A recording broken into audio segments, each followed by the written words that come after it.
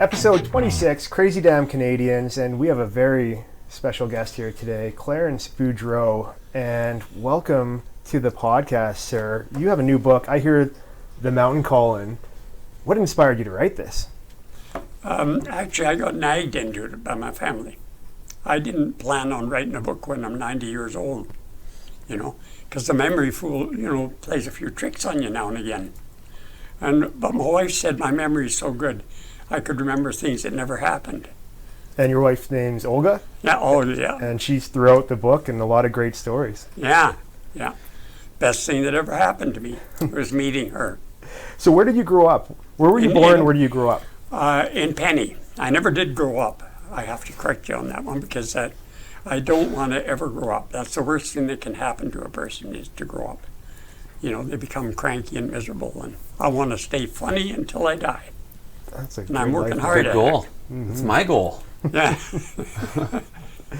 And for those who don't know where Penny is in British Columbia, it's how far east of Prince George? Well, it's I always say halfway to McBride. It's about 70 miles from Prince George 70 on miles. the CNR, yeah. And of course, we're north of the Fraser River. Right. So one of the notable things about that was when you grew up in Penny, and one of the things that's featured most in your book, it's talked about throughout, was the fact that Penny now, if you go out past Willow River, and you can go all the way out past Upper Fraser, there's a road that goes to Penny. Yeah. But that didn't exist. How far did the road go back in the 50s and 60s? Back then, you had to cross a ferry to get into St. Clair Mills at that time. So just past Upper Fraser then, Yeah. the road went there, Yeah. and then it kind of stopped. It wasn't much of a road, I'll tell you, but anyway, yeah, and they crossed a ferry there. You know where the Hansard Bridge is? Yeah. That's where they crossed the ferry, just below it. Because lots of guys go out there to go snowmobiling. And Yeah. so that's where the Torpy is. Yeah. Areas you probably hiked. Yeah, I've been there a few times, And yeah. Hedrick. I've never Lake? been there, no. Oh yeah, Never that's been just there. on the other side anyways. Yeah, that's Yeah. another great hike. And so you were growing up in Penny, and a lot of the access to Penny was by rail at the time? That's the only way in and out. The only way in and out. Especially in the winter. Like in the summer, you could get out by boat. And not just any winter, like long, punishing, Yeah. dark winters filled Yeah. with a lot of snow. Well, that's something that I was going to mention to you. Christine asked me when she interviewed me. She said that, With the Prince George Citizen. the Prince George Citizen, yeah. She said that, was there a lot of snow back in the early days there in Penny? And I said, well, I'll give you an example of it. I said, one day when I don't know how old I was, say 5, 6, 7 years old, I looked out the window and there was a hat going along the top of the snow. And I said, that's weird, what the heck? And I looked and all of a sudden it had come up a little bit and there was a head in the hat, eh? So I opened the door and I hollered out to the guy and I said, what are you doing? And he said, I'm exercising my horse. Oh Wow. geez, so you could That's- sit on a horse Yeah. and the snow. See, people often ask that. Yeah. Is it warmer now than it used to be? Do we get less snow than we used to be? Yeah, we had a lot less snow. Yes. Really? Oh, yeah. Well, Dave and I, we would have grown up as kids in our teens in the 90s. And during those days, I remember the winters were even longer with more snow then. And colder. And colder. But, I mean, if we're going back to the 30s and 40s and 50s, like Yeah. you hear the folklore, you hear the stories of what winters used to be like in Prince George. Yeah. Much different. Yeah. Well, then I think in Prince George, if I remember right, I think that it was officially 62 below at the airport one time, Wow. quite a few years ago. So you first started by saying that the rail was the only way, but Yeah. another big feature in your book, of course, is stories where you guys would build ice bridges across the Fraser River. That would be in the 50s that we Right. started doing, and that was mainly for logging. You see, there's nice pictures in the book there about the ice bridge and how strong they were. And, Kenworth trucks would cross there, tail skidding 30 big trees. Right. And so how did you build the ice bridge, and who built them? Like, where did that come from? Because I think in the book you talk about the fact that you built some of them, right? Yeah, I did, yeah. And before me, my brother-in-law, John Humphreys, he built a couple there. And then Him and I worked together on them, and then I took over and I started building them. And so how long would they last? Like when would you build them and when would they come apart? As soon as the ice stopped, we'd build them. But then they'd go out with the ice in the spring. We couldn't recover anything on them because it was all frozen to ice. So when the river went out, and one time it went out, and do you know what the Fraser Canyon is? Yeah. Yeah, okay. The bridge was so solid, it jammed the canyon right across. And a friend of ours named Oliver Fraser, he was coming up with his riverboat, and there it is, right in the canyon. So he must have had quite a time, but he took his power saw and he cut it apart. You're talking the one by West Lake? Like that canyon that people hike down to? No, the one that's further out east. Yeah, there's two. There's the Fort George Canyon and then the Fraser Canyon. That was the big one where so many people died back in the 60s, at the time of the overlanders. Really? I think he figured that maybe hundreds of people drowned in that canyon. It's a wild one. Yeah. Yeah. Are you talking down south? It's out east. It's south of Hutton or Sinclair Mills, at the river. I did not know that there was actually a canyon. You didn't there. know that, eh? No. Yeah. So growing up in Penny between the World Wars, you were a child during the 30s and 40s growing up with how many siblings? 7? What was that? How many siblings did you have? 5. 5 siblings. Yeah. Okay. What was it like for your siblings? Oh, no, pardon me, 8 in my family. Okay. Yeah. Okay, so 8 kids in total? Mm-hmm. And what was it like growing up with your siblings in a very remote part of northern British Columbia? What did you do for fun? I always say that it was a lot of fun. I'm really happy I was born in a family of 8 because you could be fighting with 4 and you still had 3 more to be friends with. It worked out pretty good. Yeah, absolutely. And you did some adventures as well. In your book, you talk about how your dad used to bring you and a few of your siblings up into the mountains, and you'd stay in cabins for the night, and some wild, cool adventures with your siblings. What was that like? Well, I don't have very good memories of that. There was just one trip when he was going to take us up. And he said to me, you know what? You've got to have good boots if you're going to go up the mountain. I think I was 8 years old. So what did he give me? A pair of his dried up old cork boots. Well, by the time there was a cabin at the foot of the mountain, but at the time we got there, it was, 4 or 5 miles. I had blisters all over my feet. I had to take 2 steps to move the boots. I don't know what he was thinking of. But anyway, there was 5 or 6 of us, and that's as far as we got. We turned back and went back home again. And was that going up Red Mountain? Yeah, because there was no trail. There was no trail at that time. I know, and that's one of the things that people are going to realize. We're going to work there. You built the trail up Red Mountain and the cabin up Red Mountain. Yeah. But there was more than just Red Mountain in that area. So in Penny, what mountains were there that you guys would climb, just so we clarify? Well, it was mainly Red Mountain itself, and it's quite wide, it's quite a few miles wide. There's 3 different peaks on it. And then on the other side of it, there's a place called Don Valley. And that's a creek that goes down into the Torpy River off the backside. Yeah. Okay. So we had a cabin up on that side too at one time. But that we built that, I think there's a picture in the book of it. And it's upright, it's built with upright logs, and it collapsed. Yeah. Well, actually, we didn't have anything for the roof, really. And it's what let go, and then there's still a stove and axe and dishes and stuff in that. When was the last time you were up there? Oh, man. Possibly in the 90s. Okay. Yeah. I think I mentioned about going up there with my sons, and we just had a tablecloth for a shelter. Yeah. And a pour drain. Mm-hmm. Yeah, and you're frozen underneath that. We could have easily stayed there that time, with hypothermia. Yeah. Yeah. What was the population, just for our viewers, what was the population of Penny back in the 30s and 40s growing up? I'd say probably 50. About 50 people. And you were fortunate enough to meet your wife, your future wife at the time, Olga, in Penny, out of 50 people. And oh, no, there was more of it when she came. Okay. What year was that? What year did you meet your wife? Well, she came to Penny in 1950. Okay. Or 49, I think, the fall of 49 or 50. So what made Penny go? a big mill. At that time, it was the second largest mill in the interior of the province. So the population exploded then. Lots of growth. Yeah, it did, yeah. There was quite a few people there then.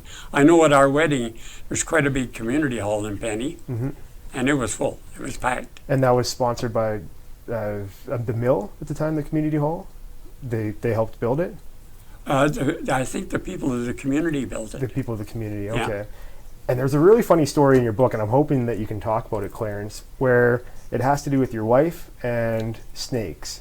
Oh, Can you talk about that story? Because I'm surprised that your wife even still talks to you after reading that story. I know. Sometimes she doesn't. But anyway, no. Well, what happened was, I'd like to tell my version of it, because she tells hers quite often. And she was living at the Teach Reach, and I went there to pick her up. We were going to go out and do something, and she was in the bedroom, and she was doing her hair and getting all dolled up, you know. And I kept yapping to her when I was in the other room, and I kept saying, you know, you got to come out here and see these chocolate bars they got in at the coffee shop. We had a coffee shop at that time. And they're really good, you know, and I built it up, and she come in and she opened the bag, and there was 3 snakes, live ones in there. Well, here's where this is part of my plot, you see, why I done it. She cried for over an hour on my shoulder. Oh. I knew I had her. I knew I had her right there. Yeah, that's plenty ahead, eh? Yeah. Well, in a cruel way. That's what she said. Yeah. I didn't know, though, that she hated snakes that bad. Yeah. Well, it could have been funny. It could have been cute. So in the 1950s, how many people were in Penny? What was it like then? Did you guys have a store? Well, according to the mill owner's son, in 1957, I think, there was 675 people. Right. So Prince George probably would have been, what, 5,000? Mm-hmm. Yeah, there's a mass up in Forest for the World. They have some signage that talks about the massive population growth of Prince George during the 1960s, and it grew by over 30,000 people in a period of 10 years, 1 decade. 30,000 people grow. That was pulp mill. Yeah, with the pulp mills, right? And I guess Penny was the recipient of that population growth as well. Yeah. And it was during your time in Penny where you also developed a very special relationship with music. And did that come from your parents? Were they always involved in music? Yes, it did. It came from my parents. Yeah, talk about your love for music. Yeah. Well, actually, when I was 5 years old, I used to sit by the record player and sing along with Hank Snow and Wolf Carter. And that's when I started singing, and been doing it ever since. Yeah. But anyway, when we were kids, there was quite a big crew in the bunkhouse. And I had 3 older sisters. And of course, they loved to come over and visit over there at our place. And they'd come over, and I know one guy played a violin, another guy a guitar, and somebody played the wash tubs and spoons and stuff like that. Well, us kids just went crazy. We just loved that, eh? Wow. So that was one of our first tastes. And then, of course, my brother-in-law in the 40s, Jack McKinley, I don't know if you guys know him. He was very famous around town. McKinley, yeah. Yeah. Isn't there a mountain named after him, or I don't hike, know. or Yeah, and in the book you mention him. Yeah. Yeah. Well, he was a really good musician. And he got together with my sister in 1946, and he came to Penny. And he taught us how to play guitar and stuff like that. Nice. And then the passion just took off from there. Yeah. And it's been a lifelong passion. I mean, we see the guitar in the studio here, and Yeah. hoping you can play a song for us later. But it's not just your love for music, but also your love for storytelling. And you see that throughout the book, which is called I Hear the Mountain Calling. But you've always been a natural storyteller. Did that start at a young age as well, where you just had this? No, it didn't. It's funny, you know, when I was in one of the lower grades, the school was going to McBride to enter into a sort of a contest or something. And the teacher asked me if I would sing, and I said no. And I had been singing for quite a while, and she knew that. And I still don't know to this day why. So I didn't get to go with the rest of the kids. because I wouldn't sing. Interesting. Yeah, that's funny, eh? So in Penny, as a young person, what kind of stuff did you guys get up to? Like, what was your favorite activities? What was life like there when you were younger for stuff to do? Well, one of my big memories is that when we were quite young, our mother made us weed 3 rows each one of us in the garden, and we could go fishing. So we spent an awful lot of time fishing. We really loved that. Yeah. And as for other things, well, my brother Jack, I don't know if you know of him or not, he's written 9 books. He's gone now, but he was pretty well known here. Yeah. Him and I was always in trouble. We were always into something. But there's one story I'd like to tell you in the book that I like myself. I really think it's cute. But anyway, my dad one day said to us boys, "You guys go on outside and play. The stork's coming. Going to bring a baby." So we had a little meeting amongst us, there was 3 of us, and we covered all the entrances, including the chimney. We wanted to see this dude, you know. And we're watching. All of a sudden we hear a baby crying. So we started arguing. Who let down their station? You know, no. You weren't watching. No, you weren't watching. But anyway, there it was. And that was my youngest sister was born. Yeah, that's a great memory. Those kind of memories, they'll stick with you for life, right? Those exact moments. Yeah. Yeah. So you mentioned the fishing as well. That was a passion of yours, but also the hunting, where you were into hunting as well, but also viewing wildlife as well, especially up in the Red Mountain area. That was in later years. Yeah. That's what we did. We used to go up and we'd sit there for hours, you know, and with our binoculars. Yeah. And we learned a lot about the grizzly bears, eh? And one thing is that a lot of people go up the mountain there and they say, "We never saw a bear." Well, we found out that you just don't look and see a bear. You know, you have to put your time in. And lots of times it might be that they're behind a little hump or something, or a little clump of trees. And they might be digging there for quite a while, and all of a sudden there's a bear.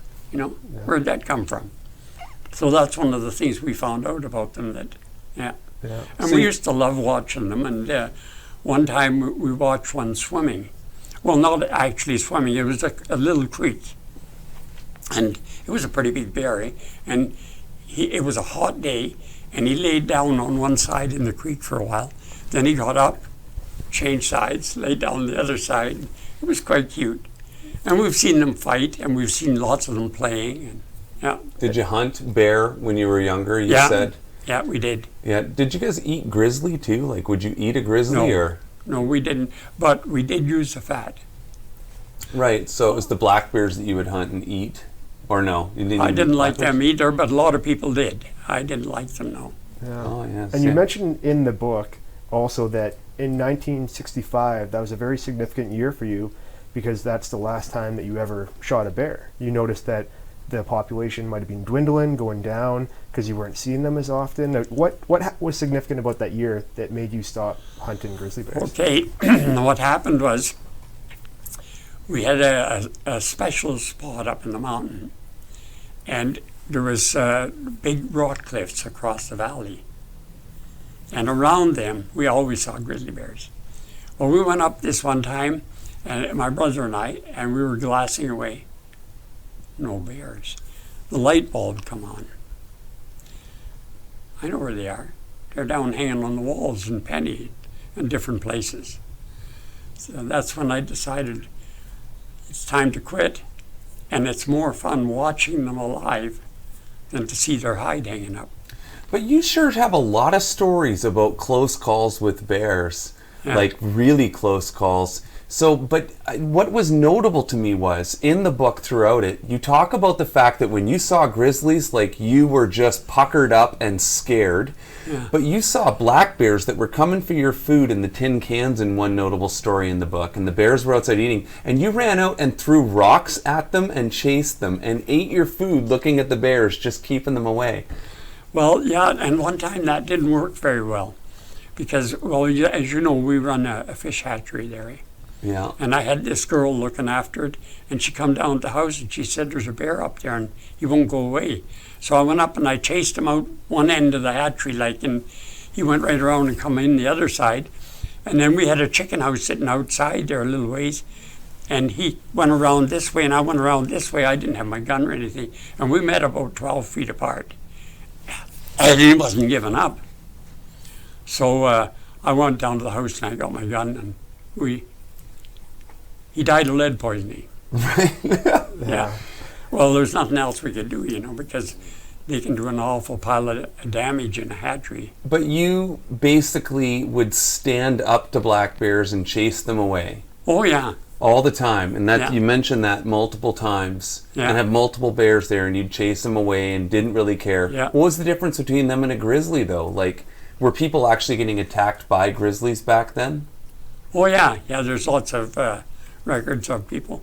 In fact, a friend of ours that we knew, George Evanoff, Yeah. he got killed by a grizzly up on the end of the Bear Paw Ridge, which is the opposite end of where our cabin is. Yeah, we had a gentleman come on the program, Mike Nash. Mike Nash, I know him. Yeah. Really great guy, and he articulated the story because George is a very, very good friend of his, and Yeah. it was in the late 90s when it happened, 98 or 99, and just that man, George Evanoff, and the book that Mike wrote about him called The Mountain Knows No Expert, Right. it's so true because regardless of how specialized you might be in any kind of wilderness training, like the mountain knows no expert. And so he went over the details of what eventually led up to George Evanoff stumbling upon a moose carcass that a grizzly must have killed or Well, he approached. just saw the bear or the wolf tracks, and he didn't realize there was a grizzly there. And they said his tracks were real short, and he was sneaking up,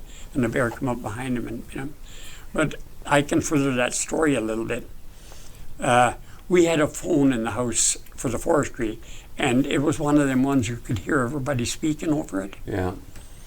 Well, George rang his wife in Prince George, and my wife was listening on the phone in the house, and she'd answered the phone, and all you could hear was breathing. He couldn't talk. And he done this a few times before he passed away, I guess. Wow. Yeah.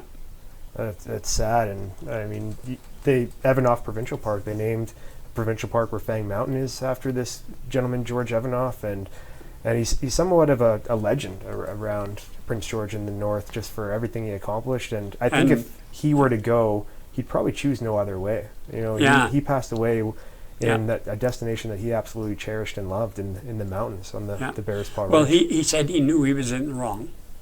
Yeah. Yeah. That's apparently what he would have said, I should say. Not that he did, because he couldn't talk. But Yeah. anyway, my son-in-law went up there with a couple police the next morning. And Dave King, who we know well, Yep. he went up with some friends in the night and walked right by there. That's right. Yeah, and came back down again. Yeah, because I believe George Evanoff had a rule that if he didn't return that night, like don't send out search and rescue or anything. He might have decided to stay at the cabin or overnight. Yeah. Like wait at least 24 hours. But what set people off that night was, I guess, he had dinner plans that evening. And so when he didn't come back and show up Yeah. for that, and then the phone call as well. But with the grizzly bears, you mentioned in the book that you also develop a bond with them, a relationship, because year in, year out, year after year, you start to see the same bears appear. And families, yeah. Yeah, and families of bears, and you probably have maybe names for some of them. Yeah. We had Dave Yarmish, I don't know if you guys know him or not, and Dr. Patterson and their wives, and there was quite a few of us up there. And in a 24-hour period, we saw 21 different grizzly bears that we could identify. Wow. Yeah. 21 grizzly bears. It's a real breeding ground for the mothers and cubs up there. Yeah.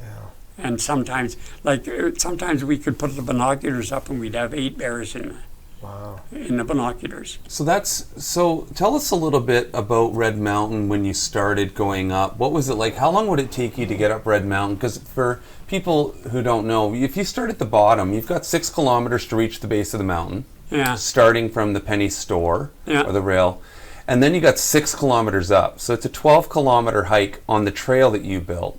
But Yeah. what was it like for you when you went up? Back at that time, there's a place on the side of the mountain that we call the canyon. It's an actual canyon. And we used to go down the track 3 miles from Penny, west, and then up and climb up. Your nose is pretty near touching the hill. And I remember when my brother and I was young, we had trouble getting anybody to go with us because we'd put on a 60-pound pack and our gun, and we'd run until our tongues were sticking out, and then we'd, for a long time. And as soon as one guy got up, the other guy had to get up. Yeah. Yeah. So they said that we were like mountain goats, and they didn't like traveling with us. So how long did it take you to get to the top of the mountain back then? Oh boy, that's a long, long time ago. I would say probably from the time we left Penny. I'd say maybe 5 hours, maybe 6. Well, see, that's funny because that's about how long it takes you on a trail, which is really nice. You guys did a great job. Yeah. And so you were a billy goat then because you Yeah. were doing it with no trail up the side of that mountain. Yeah. And for anyone wondering, if you've done Raven Lake, Viking, Sugar Bowl, any of those hikes out east, it's pretty similar. The hike up Red Mountain Trail is pretty similar as most of the other mountains in the area. It's a good 1,000-meter climb up a pretty nice trail. But you go through first forest. It's kind of like the ancient forest, and then you come out up into the alpine, or subalpine, really, I guess. Yeah. At the top there, and it's a gorgeous view. And it's on the kind of in the backside. There's a bowl, so you hike up and over the top, and then you enter this bowl that's where you built the cabin. And there's a lake down there at the back. I don't know if you've been to that. In the winter, I hiked it. Yeah. We did it in -30 Yeah. in snowshoes. Gee. And that was That's a tough trip. it was a tough trip. We were scared. And in modern gear with snowshoes and a cabin that had a fire. Yeah. But of course, the only thing up there in the winter was just the roof, just Yeah. the tip of the roof. And you hiked down the snow on steps people had built to get into the cabin. And it's extraordinary that you can still book that cabin today. Like Yeah. the cabin that you built is Yeah. being used and enjoyed by people throughout the north. Actually, there was 5 of us built the cabin, and then my sister and my wife, they chinked it, so they were in on it too. So it wasn't just me; it was more people to it. So let's talk about that.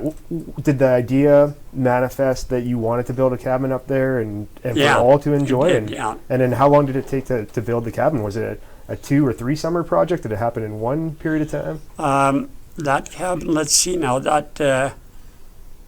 Actually, I built a road up there over a period of 10 years, and then we built the cabin. It was built in '62. Yeah. So you started building the road up in the 50s. Yeah, actually, it was earlier than that. No, it was '54.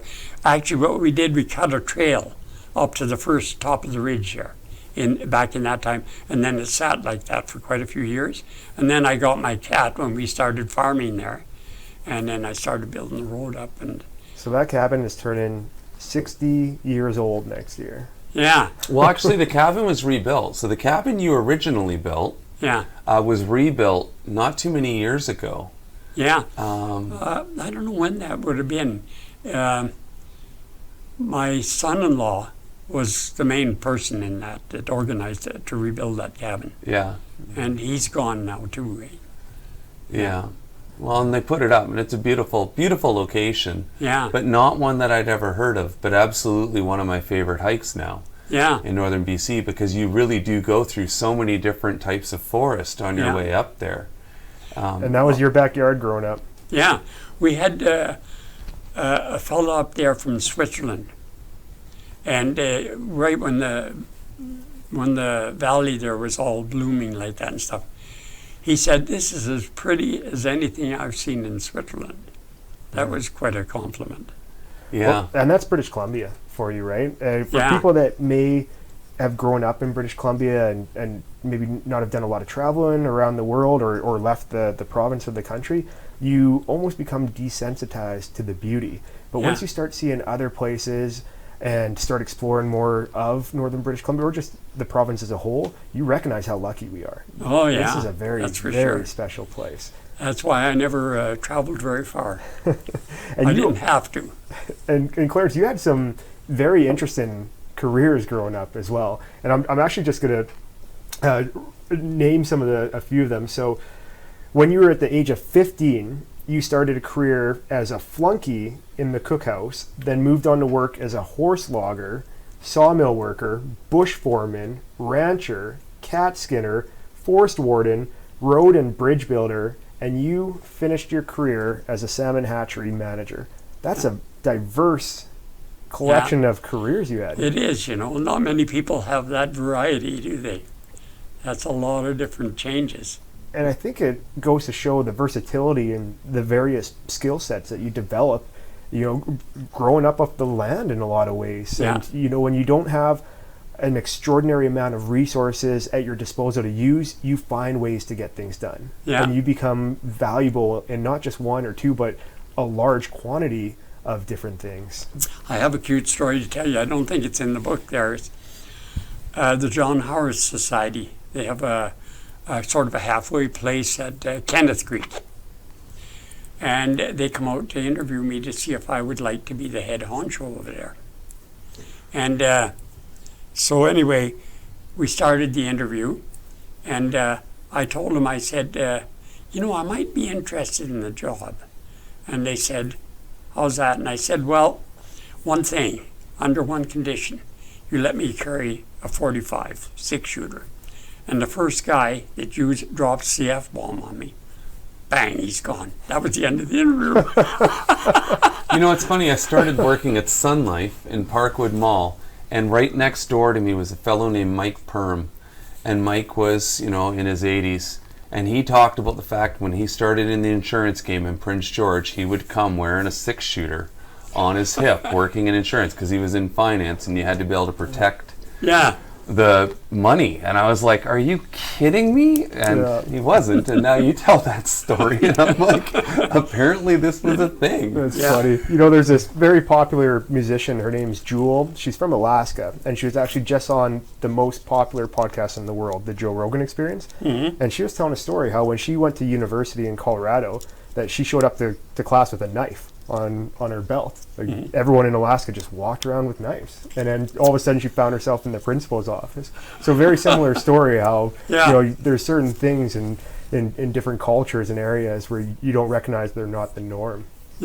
One career I'd love to talk about right now, Clarence, and I'm hoping that you could tell this story, is this about Patty the horse when you're in the horse logging business, because I read that story and it was very emotional. And I'm going to let you tell it, but Patty the horse. Yeah, well, it was a very sad day for us. And actually what happened was I was driving a team of horses and I was going up this skid trail, and I could see my brother and another fellow, Emil Michaud, they were following this tree. And I could see that it had the undercut. It was going to go straight across the road. So we're in the clearing. A wind come up and broke the tree off and sent it right down the skid trail. And I stayed there for a while. I managed to get the younger horse off, but the older one, he stayed right there. And the last thing I remembered was that I saw a tree on the side of the road, and I was going to cross over to it. And I got hit on the head by what broke over the horse's back. The rest of the tree hit me on the head, and my mitt was on one side, my toque on the other side.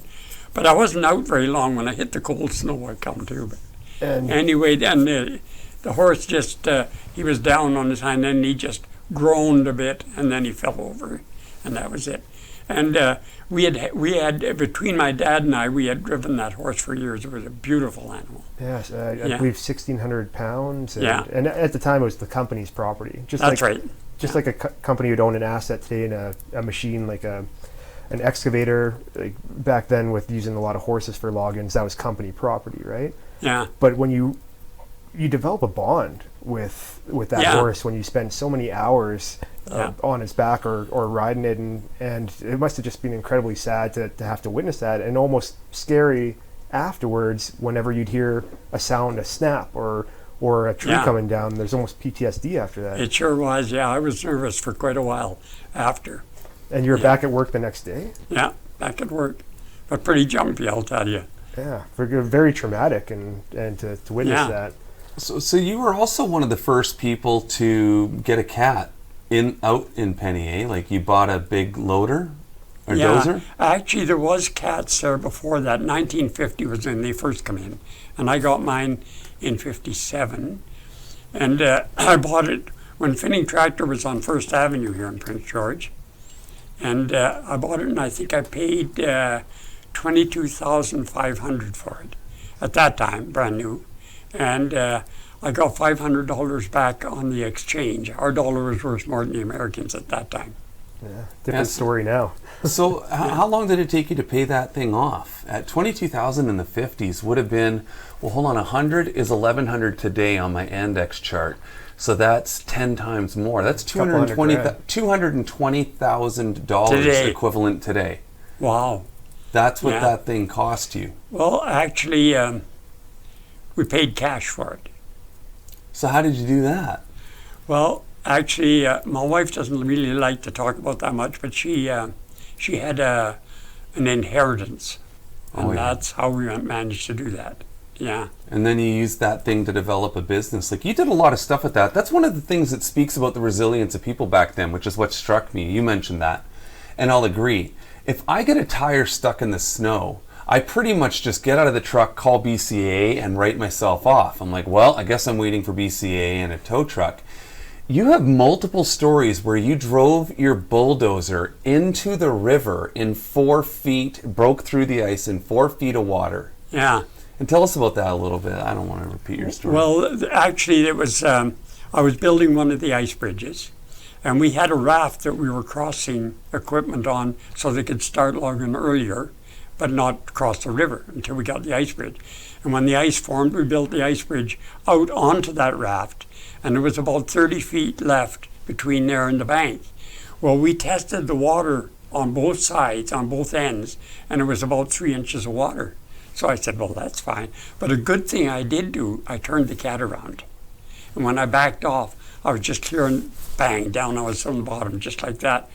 And I managed to get the blade up on the raft and hold it up, the front of the cat, because the fan was hitting chunks of ice. And this was not good. But anyway, then we pulled out the main line, and there was a cable between 2 cottonwoods up on the bank. And if we could reach that, then I could winch it back out, eh?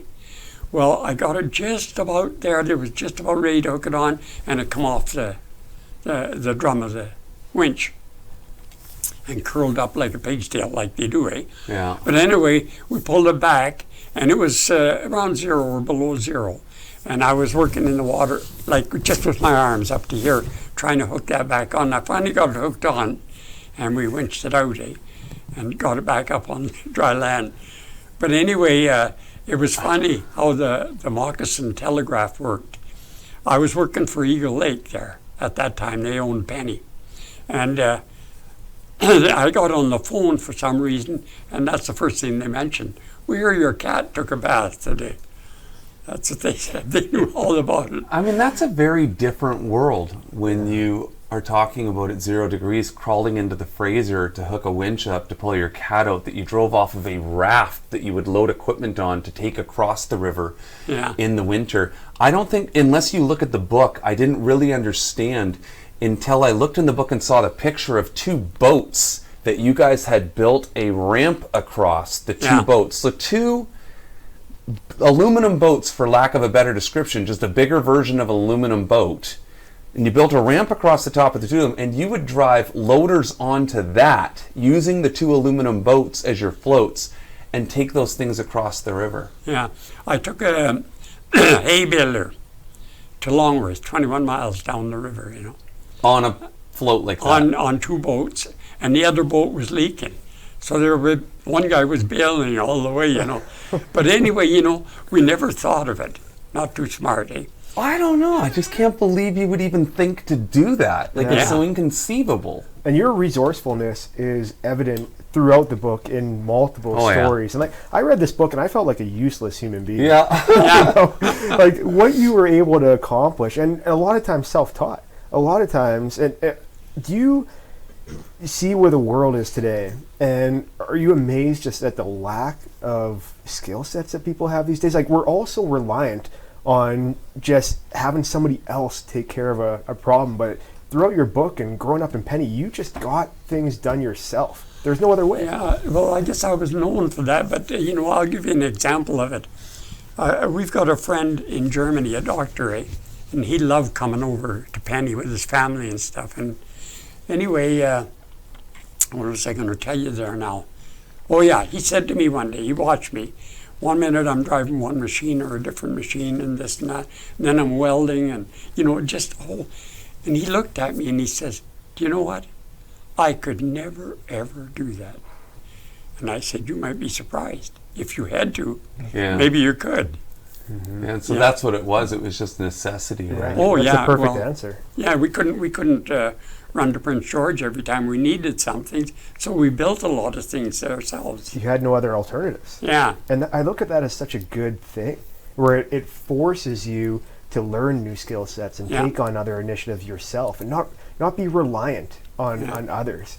Well, you know what? I have a very good friend. He still lives here in Prince George. He worked for me at the hatchery for a long time. And really, his name is Don Huddlemeyer. And he was a really handy, gifted man. He could do all kinds of stuff. But he had to have time. Well, if something happened, say a hose blew up or something at the hatchery, and we're going to have a water problem, he said, you come up with the answer right now. How do you do that? I said, I don't know. Just do it, that's all. And he said, I could never ever do that. Yeah. Yet he was really a handy man, eh? Yeah. Yeah. But I guess that's a special gift is what it is, eh? It absolutely is, Clarence. It is a really special gift that you should be proud of. And in addition to these skill sets, you also flirted with different patents, some that worked and some not so much. Let's talk about those. Well, one of the patents that my brother-in-law and I were in on it together, and in those days there was no patent lawyers this side of Winnipeg. That's a long time ago. And what it was we developed a way to hook a motor onto several different pieces of equipment. And they kept hosing us, eh? They'd say, we just about got your patent, but another $50, another $50. And we made the biggest mistake of our life. We dumped it.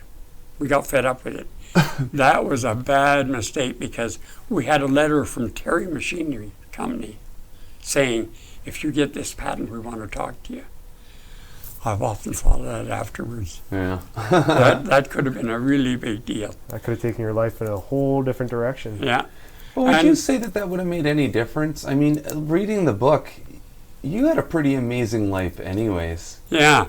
What would you have done different if you had $1 million? I think I probably would have helped a lot of people, I hope.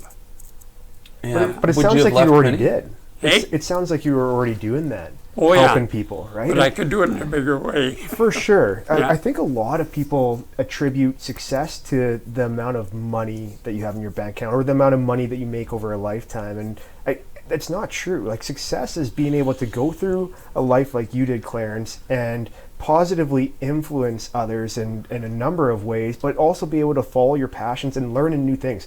One thing that you exemplify several times throughout the book is you're always learning new things. It's not like as human beings we should get to a certain age and we just have to stop learning. Yeah. It should be a lifelong endeavor, and you did that perfectly throughout the contents of this book and your life stories. Yeah. Yeah, that was it was a lot of fun sometimes, I'll tell you. I think the other thing that came out of it was the connection you had to people. Like, it's you don't see very many people that have community. Like, you really get this sense of community as you're reading the book. Yeah. And how important it was that everybody knew everyone. If something went wrong with someone and a fire started somewhere, everybody's there within minutes. And you see that in the old movies, but you really read and get the, in your words, feel of how people would be banding together and helping one another, and how many different people you helped. Yeah. You know what? I've been thinking quite a bit since I've written the book, And I guess I'd easily have enough stories to do another one, but I won't. I know that for sure. But Well, don't write off that idea. hey, There's always a possibility. Don't say no to that idea yet. But it was a lot of work to do this one. Yeah, and you're working with Tracy Brown. Yeah. Do you want to talk about your relationship with her? How did you get in contact with Tracy? Well, her and her husband. I don't know if you guys know Kevin Brown.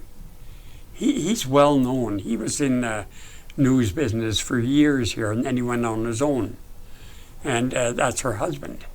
And they're good friends with my daughter, Maxine. Okay. So that's the connection there. And we asked her if she'd be interested, and she said yeah. But anyway, Tracy is an ex-school teacher. So is my wife. So they ganged up on me. I was writing my stories out, and I just write them out.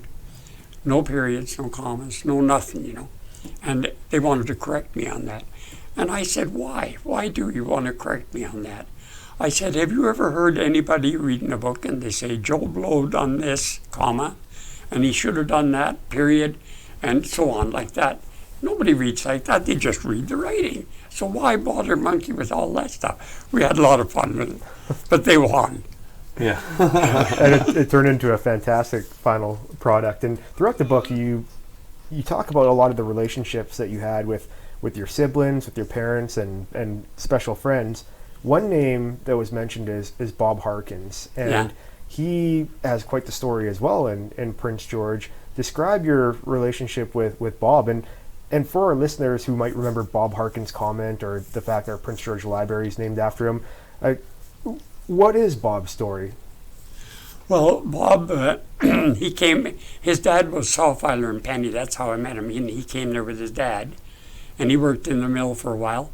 And him and I in the winter, we were both out in the bush setting chokers for cats, eh?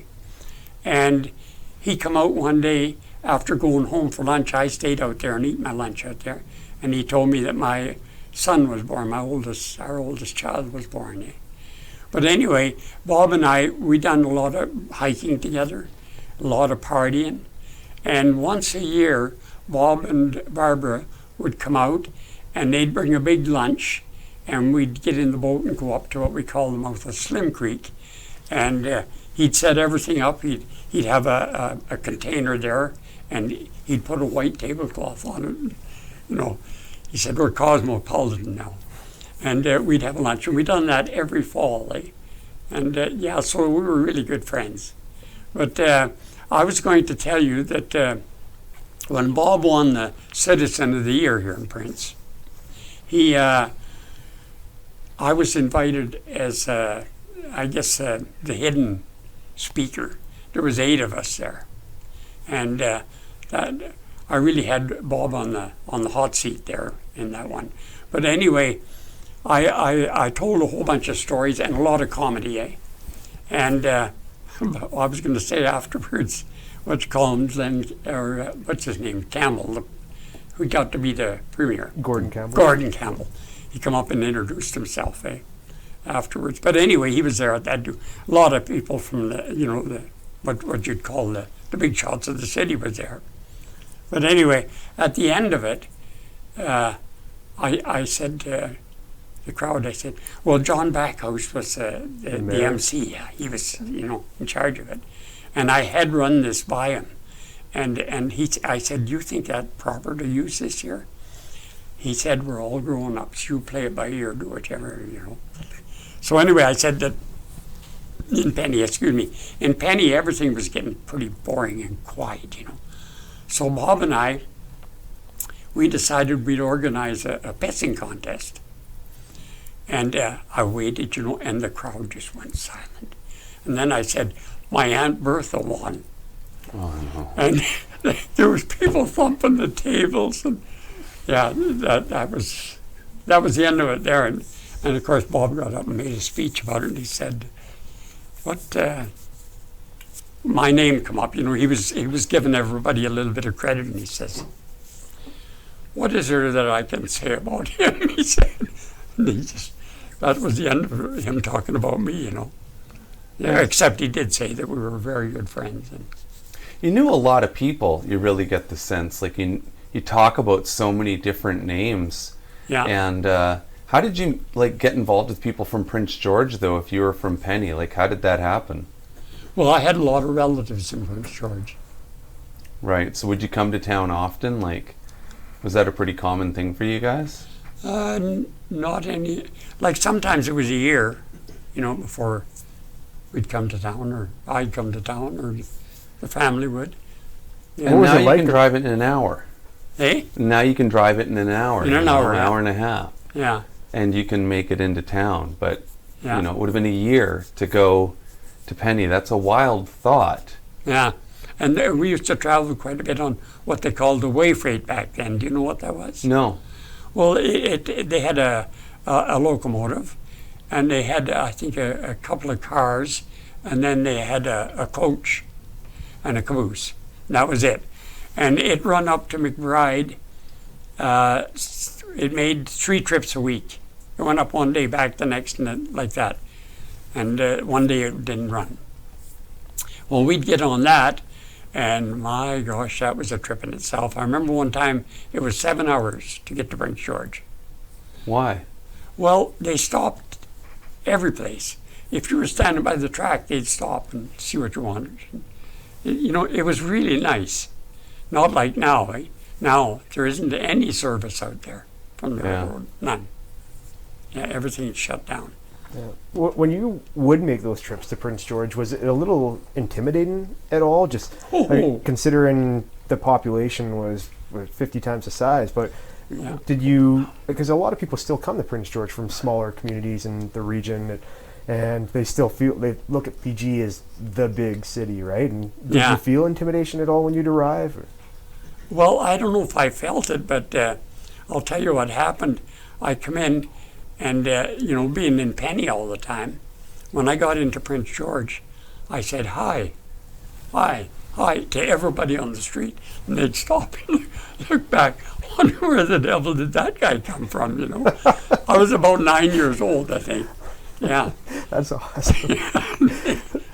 You actually get that, like, going from Prince George to Vancouver sometimes, where you're used to just kind of saying hi to strangers or making small talk with people in elevators, but it ends quickly because in Vancouver it feels like it's a little bit more reserved. Yeah. But in Penny, I guess, going from a community where you literally know every single person in that community to all of a sudden being exposed to strangers and looking around, being like, I've never met these people. This is bizarre. Yeah. That's a funny story. Yeah, that's one thing I really like is humor. Mm-hmm.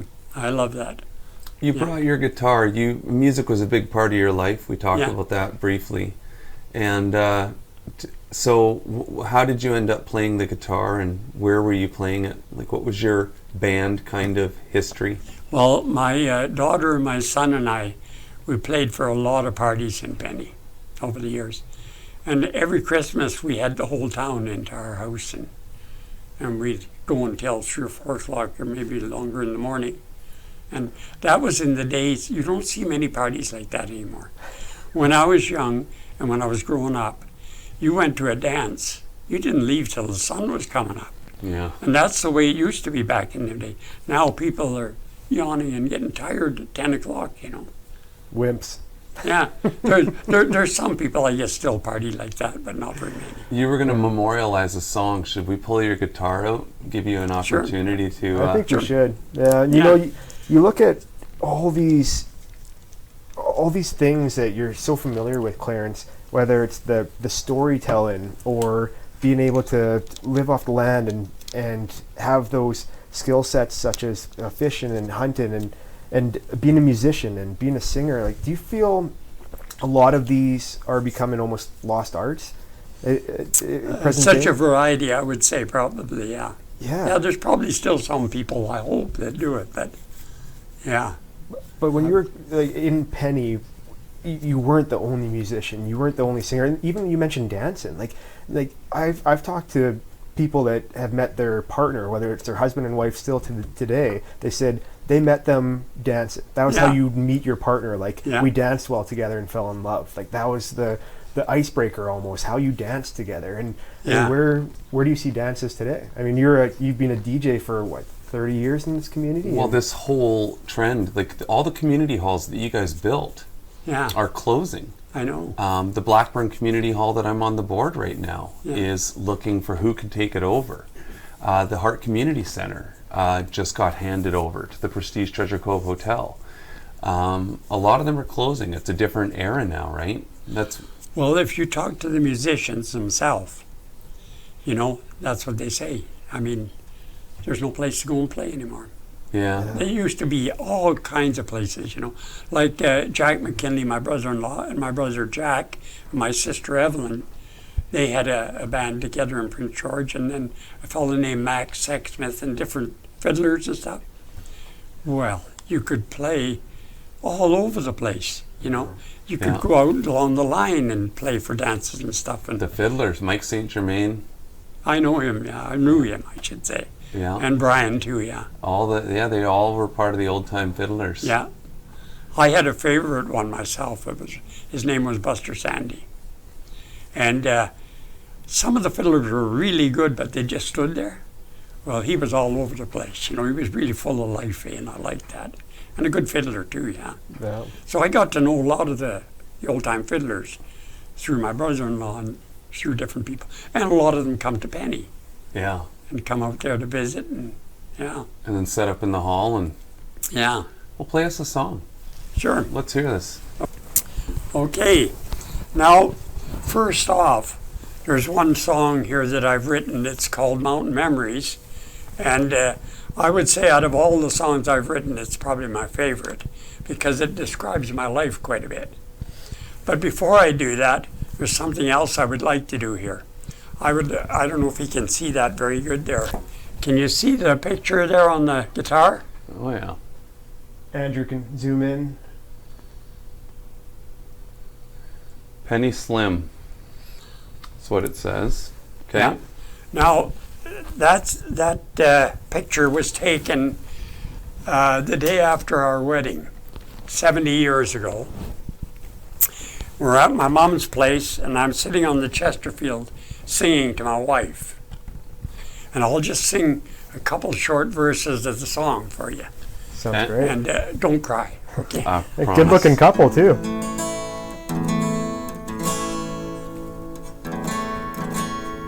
I just got to get my head in gear here first. Need a coffee? Okay, no, I'm okay. I don't drink, I'm not man enough. With this ring I thee wed, my angel here beside me. A moment more and heaven will be mine. With this ring I thee wed, I vow to love you truly until the end of time, dear, you'll be mine. That's awesome. You know what? That sounds like an old time Yeah, song. Like when I started DJing, Yeah. I could literally envision being in like the Penny Hall or the Ferndale Hall. Now, yeah. after your wife hears that song, I'm sure she forgave you for the snake incident. Well, you know what happened with that song a while ago? My wife, we had a bad car accident in 1980. In And, Penny? not 1980, in 2011, a head-on So in Prince George. in Prince George, right at the Giscombe turnoff. And so we both got pretty badly busted up, eh? And she was in the hospital 3.5 months. So anyway, her one finger that was broke was the ring finger, so she couldn't wear her ring. So she took it off and she put it on her dresser in her bedroom. And Jenny and I, who you guys know, we got together and we planned this out. And Jenny took the ring and took it down to a jeweler. And he resized it bigger and polished it all up nice, our wedding ring. So then she didn't know anything about it. And under the Christmas tree, we had a little box there, stuff. And I said, that's one you can't look at, because our daughter was coming in that evening and we were going to record this thing, you see. So anyway, my son-in-law, who is a very good guitar player, Dave Sainamon, he was going to play the guitar. And of course, I was talking to Olga, and I said, okay, you can open that now. So she sort of pushed it away because of the snakes, you know. So anyway, Oh, no. she finally opened it up, and there's a wedding ring in there. So I got it in my hand, and as I'm putting it on her finger, I was singing that song, the same song that we sang 70 years ago. It doesn't get any more romantic than that. And that one was on CBC radio. That's why he's still married and I'm going through a divorce. Way to make us all look bad, Clarence. Nice work. We could all learn a lot from you. I needed relationship advice from you years ago. That could be your next job, relationship advice for guys like Dave and me. Well, one of the important things is you've got to learn to say yes, dear. Yeah. Quite often. Okay. Okay, I'm going to try this song out here, and I hope I don't wreck it. Let's do it. High up in the mountain, so wild and free, for so many years, that's where you'd find me. Where the mountain peaks reach for the blue, blue sky, you'll never find such beauty, no matter how you try. It's the alpine I learned to love so very much, where Mother Nature perfected her touch. It's the millions of flowers for mile after mile. I'll show you a picture that will make you smile. That's where the grizzly feels at home, with so many miles where there's freedom to roam. I love to watch them playing for hours on end. It's the happiest time I ever did spend. My family would come up for holidays. We built a cabin at a nice place to stay. As I sit in my lazy boy dreaming away, I relive those memories from yesterday. I relive those memories from yesterday.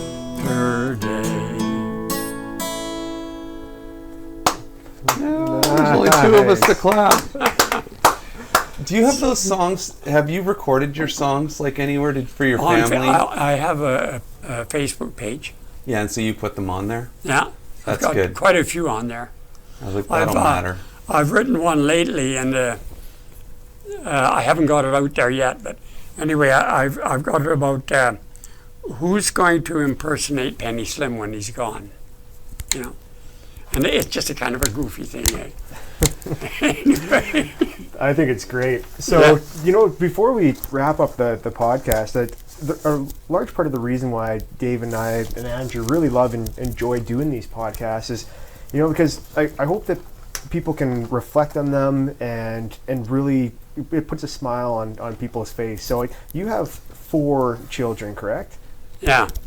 Why don't you, before we end things up, just throw out a special memory or something you really admire about each one of your kids, and then we'll end it there. Just so it's on the record. Our oldest son, he had his own training program, and he trained First Nations people a lot, and then he got working for 2 different companies that supply funding to the First Nations, and he's been doing that for quite a number of years. And his wife, his name is Dan, and his wife's name is Britta, and she helps him a lot on that too. Great. And that's our oldest son.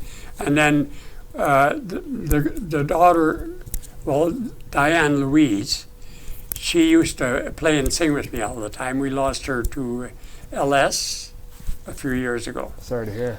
And then Maxine, she's done a variety of things. Like she worked for Regional District for quite a while, and done a lot of writing for people for their speeches and stuff. And yeah, and you know, she's her and Jenny are a lot alike in that way. They both think a lot about other people and help other people all the time. Yeah. You know, so we're very proud of them for that too. And our son Larry came from the little town of Penny, worked his way up to the regional director for all the parks in northern BC. Wow. So we were very proud of him too. Yeah. Your daughter Jenny is one of the best realtors ever. That's how I met her. Yeah. I hired her to be my realtor. Yeah. And I always joked with people when she became my realtor. I was like, oh, my realtor, she can be a bad word. I was like, and that's exactly who you want. I said, she does not mess around at all. She's a pit bull. She gets in there and she will fight for what you want and the deal you're going to get. And I always joked with her. I always teased her. I'm like, man, you're tough. You're mean. Like, you scare people. And I was like, I'm going to keep hiring you to sell my houses. Because I believe she'd fight. And I always teased her a lot about that. If she'd get in fights with my tenant downstairs because he wasn't keeping the house clean enough for her to show it. And I'm like, you get him. You get him, girl. Yeah. That's Jenny. You know what? I've got, if you guys don't mind, I got a little short song I'll sing to sort of end Let's up do with it. doing. Okay. Okay. Going out on a song. Can you stand that? We have never done this before. Gone out on a song. Yeah. The day is done. The golden sun is sinking behind the blue. And on its way it seemed to say, I'm glad that my day's work is through. Night is drawing near, stars will soon appear, and buildings are beginning to light up their windows. But as for me, I'm glad to be at peace with the world and you. Very nice. Clarence, where can people buy your book? On Amazon.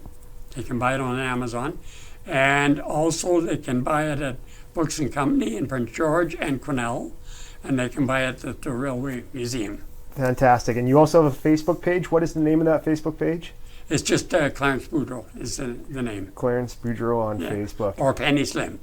Awesome. Yeah. Thank you so much. Thank you so much for being our guest today. It's been a pleasure to meet you guys. And everyone listening, watching, buy this book filled with remarkable stories. You'll love it. Thank you guys very much. And you know what? I have a saying that I use, like if I entertain. I do entertain around town sometimes. Not so much lately, we're shut down. But anyway, I always say that I'm very happy to be here. At my age, I'm happy to be anywhere. And we are happy to get to meet you. Yeah, I'm glad to meet you The guys. man that created Gen Do you want to put Hive. this one? Absolutely. And one last thing before we wrap things up, we just want to give a shout out to our friend Selin Alpe, who is the reason why the three of us, as well as Andrew, our producer, are here today recording this podcast. It wouldn't be possible without Selin. The generosity that he's showing us and his support, it truly is remarkable. So a quick shout out to Selin, and thank you for being you. Clarence, thanks again, Andrew. And with that, we're out.